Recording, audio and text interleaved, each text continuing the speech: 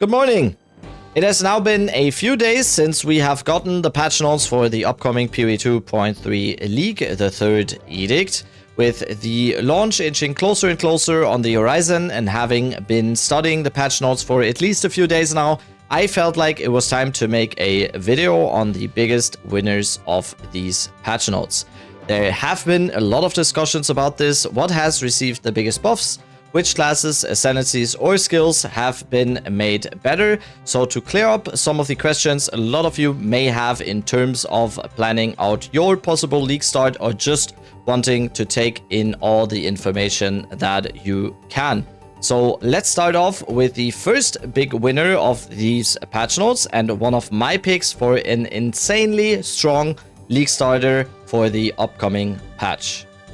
The first big winner of the 0.3 patch notes here will be the Lich ascendancy. This already was a very strong and reliable ascendancy in the last league, and it has gotten a lot of very good buffs in this patch, starting with the ascendancy node changes.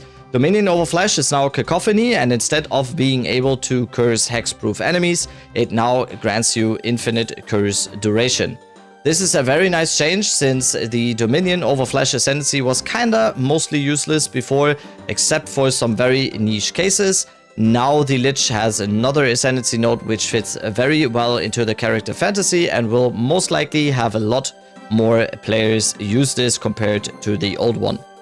The Price of Power notable, which was also not highly used in the previous league on this ascendancy, also got a very nice damage buff of 15% here. I think overall this one will still be one of the lesser used ones due to the nature of you needing to generate power charges to make this extra damage usable. But still, again, another cool little buff to the Lich ascendancy. Okay, now the big one here though is the change to the already insanely good and widely used Eldritch Empowerment notable passive skill. Now it provides 30% more spell damage when sacrificing Energy Shield, and when you sacrifice Energy Shield within any interaction, this will not interrupt your Energy Shield recharge. An implication I haven't seen a lot of people mention here, and why I think this is an incredibly good change for the Lich, is the fact that I suspect that in 0.3 the event horizon and spaghettification cluster of the passive tree will absolutely be usable now. Especially the event horizon notable was one that most Chaos Lich builds did not want to pick up even in the last patch. The unfortunate case of you interrupting your own energy shield recharge rate with this node active made this very unusable even in the previous patch. I fully expect that with the wording change in Eldritch Empowerment, that now this node with its over 50% increased chaos damage will not interrupt that energy shield recharge anymore. Overall, this cluster will just be an amazing addition to any Lich Chaos build, granting you increased chaos damage of 117%, 3% movement speed, and 13 to all attributes. So yeah, just in the ascendancy node changes here, the Lich already got a few very nice buffs that will make this ascendancy even better in the upcoming patch. Speaking of chaos-based builds, this build archetype also got a few nice buffs in the patch notes, making the Essence Drain Contagion Lich most likely one of the best league starters again. If you want to check out my full build guide for this build as a league starter, that one will be linked in the description of this video. This will most likely be my league starter again to quickly transition into another Witch Ascendancy, the Blood Mage. Speaking of Blood Mages, the second big winner of the patch notes is the Blood Mage. This ascendancy was already a very clear S tier in Dawn of the Hunt, and in my opinion will now probably be even better in the upcoming 0.3 league. First of all, we now get to save on 2 ascendancy points with the Sanguinmancy node now being free to pick up. This of course opens up a lot more options just in the ascendancy tree right here and is a pretty obvious buff to the Blood Mage overall. Life Remnants dropping not depending on critical hits, but now rather dropped on any hits to a target is also something that will benefit the player as well. Gore Spike, which provides the Blood Mage with increased critical damage bonus based on life, has received a very small nerf, but has traded places with the Sunder the Flesh notable, which overall is a very, very good thing for the Blood Mage here. This opens up the option of only picking up the increased base critical hit chance from Sunder the Flesh and not picking up the critical damage bonus from the Gore Spike node. Depending on how much life your Blood Mage has, using 2 ascendancy points for a small increase in critical damage bonus might not always be valuable here. So that is another very good change that gives the player more room to use their Blood Mage ascendancy points wisely.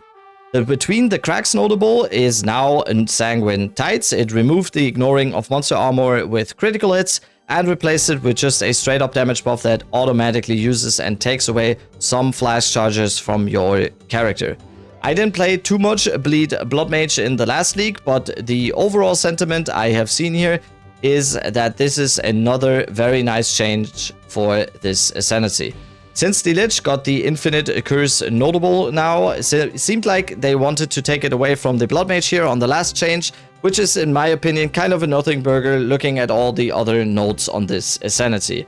I should say that a slight nerf to this is also something that isn't seen in the ascendancy part here. That is the nerf to the overflow mechanic, which the Blood Mage obviously also uses a lot. That one is probably the only real and slight nerf this absolute banger of an ascendancy has received here in the 0.3 patch notes. So overall, Blood Mage, very good before, even better now. Next to the Deadeye, probably and most likely a clear S tier ascendancy. And that brings us to the third big winner of the patch notes, and that is the Deadeye Ascendancy, and more specifically and especially the bow-based builds that were already very strong in 0.2. Yeah, this Ascendancy together with the Blood Mage is in my opinion going to be on the absolute top of the charge of this upcoming league. One of the best ascendancy nodes in the game with Tailwind did not get touched. The Avidity notable might not contribute to the player being able to win Serpent one-shot Pinnacle bosses anymore, but is now just an overall better ascendancy node for the vast majority of builds. And the Eagle Eye notable now even applies critical weakness to targets. So yeah, Deadeye was and will still be very, very strong. Another factor to consider here is that on top of that, the bow archetype is going to get another set of new skills that seemed to be frost and poison based and looked absolutely ridiculously good in the announcement stream. But also all the already widely used lightning based bow builds did not receive nerfs. Lightning Rod even got buffed with its single target damage, now going to probably be even stronger. I do suspect a lot of players will fall victim to a popularity effect here in the first few weeks. If everything in these patch notes stay the same, Deadeye and especially bow builds will for sure be the most played builds in the league. Without an easy to acquire Tangle Tongue like weapon to make these bow builds instantly good though, a lot of people will feel underwhelmed with the performance early league. I'm calling it now, good bows that are a major part of making these builds look great will be incredibly expensive and hard to come by. But yeah, like I said, extremely good changes to make this ascendancy and archetype even better. So a very clear pick as another winner for this list. Next big winner of the patch notes will maybe be a controversial one here, since I haven't seen a lot of people even discuss this ascendancy at all so far.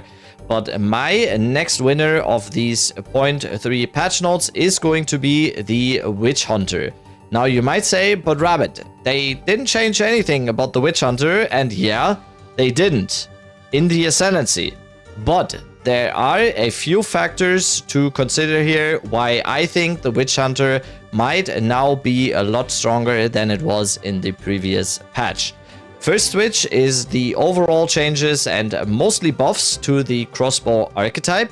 Not only do you now get no more movement speed penalty while reloading your bolts and have lesser downtime after the reload, but a lot of the crossbow skills did get some nice changes, which mostly comes down to a nice buff to any crossbow user.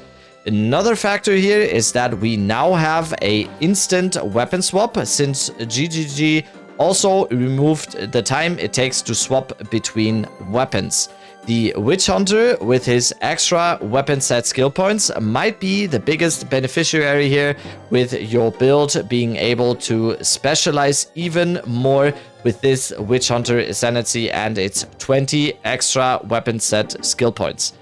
The last improvement to the Witch Hunter is the apparent buff to armor and evasion. Armor being able to get some elemental damage reduction, and evasion getting the additional deflect mechanic. So all of these before mentioned things are, in my opinion, very good changes to this ascendancy, and we may even see a lot more crossbow players use the Witch Hunter in the upcoming league. The fifth and last big winner of the 0.3 patch notes is going to be the Acolyte of Chayula ascendancy.